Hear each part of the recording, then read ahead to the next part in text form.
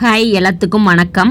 இப்போ வந்து அடுப்பு பற்ற வச்சுட்டு குக்கர் வச்சுட்டு 3 ஸ்பூன் கல்லெண்ணெய், 1 ஸ்பூன் பெருஞ்சீரகம், 2 பிரியாணி இலை, 3 பட்டை, ஒரு ஸ்டார் பூ, 4-5 கிராம்பு சேர்த்துட்டு நல்லா அது வெடித்ததும் வந்துட்டு ஒரு 2 பெரிய வெங்காயம் வந்துட்டு கட் பண்ணி வச்சுருக்கேன். கட்டங்கட்டமாக கட் பண்ணிக்கலாம், நீள நீளமாகவும் கட் பண்ணிக்கலாம். நான் கட்டங்கட்டமாக கட் பண்ணியிருக்கேன். அதை சேர்த்துட்டு நல்லா வதக்கிப்போம். இப்போது வெங்காயம் வந்து நல்லா கண்ணாடி பதம் வந்தால் போதும். வந்ததும் 2 பெரிய தக்காளி வந்து நல்லா பழுத்த தக்காளி வந்து நீள நீளமாக கட் பண்ணிவிட்டு அதையும் இப்போ சேர்த்துட்டு நல்லா கலந்து விட்டுப்போம். இது வந்து பச்சை மிளகாய் வந்து ஒரு 5 பச்சை மிளகாய் வந்து நல்லா 2ஆக கீரி மட்டும் எடுத்துக்கலாம். 1 ஸ்பூன் இஞ்சி பூண்டு பேஸ்ட்டு அதையும் சேர்த்துட்டு நல்லா கலந்து விட்டுப்போம். வெங்காயம் தக்காளி எல்லாம் நல்லா வதங்கி வரணும். இஞ்சி பூண்டு பேஸ்ட்டு நான் சொல்கிற ஸ்டேஜில் சேருங்க, அப்போ தான் நல்லாயிருக்கும்.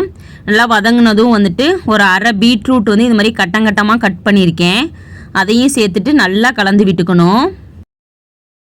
இஞ்சி பூண்டு பேஸ்ட்டை வந்துட்டு ஃபஸ்ட்டே எண்ணெய் போட்டோன்னே இந்த பிரியாணியிலலாம் போட்டோன்னே சேர்த்தோம்னா அடியில் வந்து நல்லா பிடிச்சிக்கும். ஏன்னா வெங்காயம் தக்காளிலாம் போட்டுட்டு இஞ்சி பூண்டு பேஸ்ட்டு போடுங்க. இப்போ தேவையான அளவு உப்பு சேர்த்துட்டு ஒரு 1/4 ஸ்பூன் வரமிளகாய் தூள், ஒரு 1/4 ஸ்பூன் வந்து கரம் மசாலா தூள் சேர்த்துக்கலாம். தயிர் உங்கள்கிட்ட உங்களுக்கு பிடிச்சா சேர்த்துக்கோங்க, இல்லைனா ஒன்றும் பிரச்சனை இல்லை. 1 ஸ்பூனாக தயிர் சேர்த்துருக்கேன். சேர்த்துட்டு எல்லாத்தையும் நல்லா கலந்து விட்டுப்போம். இப்போ வந்து ஒரு கைப்பிடி கொத்தமல்லி தலையும் புதினா தலையும் சேர்த்துருக்கேன். கலந்துட்டு இது 150 ml டம்ளரில் வந்து 1 டம்ளர் வந்து ஊற வச்சுருக்கேன் அரிசி 1 மணி நேரத்துக்கு முன்னாடியே. அதையும் இப்போ நார்மல் அரிசி தான், நார்மல் பொன்னி அரிசி, அதை சேர்த்துட்டு 3 டம்ளர் அதே டம்ளரில் 3 டம்ளர் தண்ணி சேர்த்துட்டு நல்லா கலந்து விட்டுக்கலாம். இந்த ஸ்டேஜில் காரம் உப்புலாம் நீங்கள் செக் பண்ணிக்கோங்க. கொஞ்சம் வந்து உப்பு கொஞ்சம் தூக்கலாக இருக்கணும். அப்புறம் அந்த தண்ணி விசில்லாம் போனோடனே கரெக்டாக இருக்கும். இப்போ குக்கரை மூடி போட்டு மூடிட்டு விசில் போட்டுட்டு 4 விசில் விட்டு எடுத்துக்கலாம். இது நார்மல் பொன்னி அரிசிக்கு 4 விசில் கரெக்டாக இருக்கும்.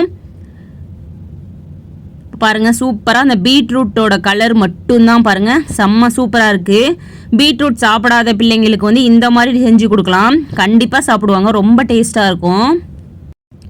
நீங்கள் சின்ன பிள்ளைங்களுக்கு செஞ்சு தரீங்க அப்படின்னா பச்சை மிளகாய் வந்து அளவு மட்டும் கம்மி பண்ணிக்கலாம்.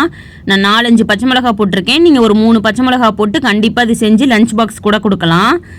இது தொட்டுக்க ரைத்தா வச்சு சாப்பிட்டோன்னா சூப்பராக இருக்கும். கண்டிப்பாக ட்ரை பண்ணி பாருங்கள். பாய்.